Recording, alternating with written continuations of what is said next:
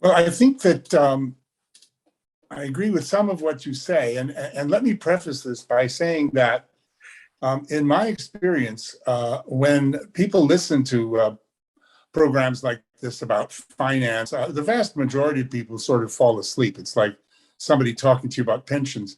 But I really think our listeners need to understand that this is going to hit them where it hurts. I mean, this is really, really, really going to more than annoy, but destroy millions and millions of people's financial, economic, and life equilibriums. And the question is whether the Bank of England was slow coming off the mark, or whether indeed they should not have been raising interest rates at all, because we don't have consumer-driven inflation, Alex. We have, as you know, what's called cost-push inflation, where material prices and factors other than consumer spending. I mean, after all, people are cutting back, and millions of people are trying to decide between eating and heating.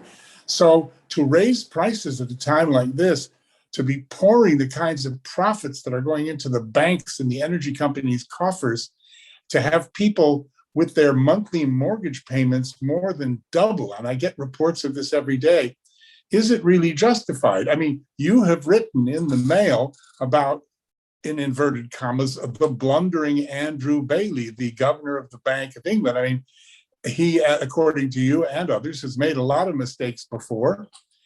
Is this not another big one? In 2009, the Bank of England was in a similar situation, wasn't it? With rising oil gas prices, the interest rates were 0.5%. And I believe, if I'm not mistaken, that they just left it alone, let inflation run its course rather than pouring oil on the fires. And they didn't do anything until 2012.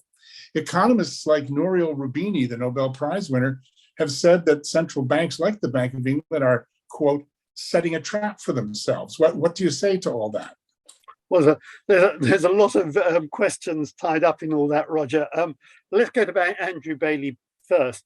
I don't think that Andrew Bailey has been a great governor of the Bank of England. He wasn't great at his previous job. His previous job was at Financial Conduct Authority, and when he was there were a number of problems blew up, most notably the problem in the Woodford investment empire, which many people will have heard of.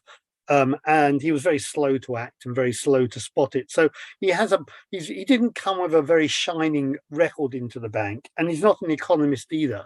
And I think that counts against him too, because I think that he wasn't able to. He didn't have. I don't think he had the intellectual wherewithal to lead on this particular subject. However, I will make some other points relating to what you've said as well. I think, yes, it is going to be an interest rate shock for many people, but I do think they're more protected. And I think I said that in my first answer.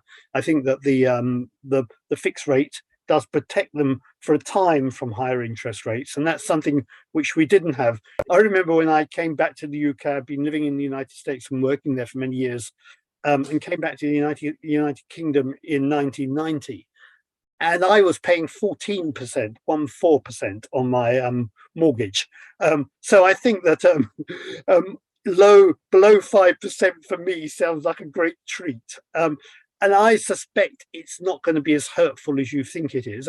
Some people will find it shocking if they've overborrowed. And I think, but we've been through a situation where there've been much stricter rules about since the financial crisis, about what banks can do in terms of mortgages, in terms of multiples of salary, in terms of looking at people's whole income rather than just their mortgage outflows. And so I do think that the market is in a much better place when we've had higher interest rates than in the past to absorb it.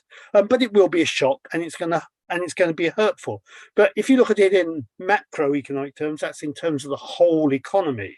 What I would say is this, that we're the mistake, if there's been one, was that we were going through a period where both the Bank of England was squeezing interest rates, it was going to raise interest rates, and the government, the Chancellor of the Exchequer, the Johnson government was also raising taxes at the same time. That's a very bad combination. You've got a squeeze on fiscal policy and a squeeze on monetary policy at one and the same time. That's not good economics.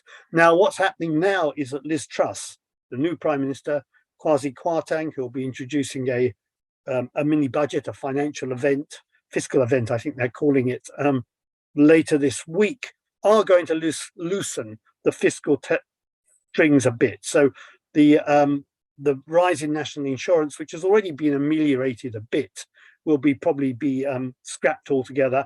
And also there will also be some help for corporations as well, on corporation tax, although that's a tax increase which hasn't actually yet taken place. And there may be some local tax breaks and some help for some smaller businesses as well. So I think you have to look at the whole thing in the round. And I think the Bank of England is going to have to take the strain. And if you look at the pound on the foreign exchange markets, we can't afford in the UK to allow our interest rates to fall behind those of other countries.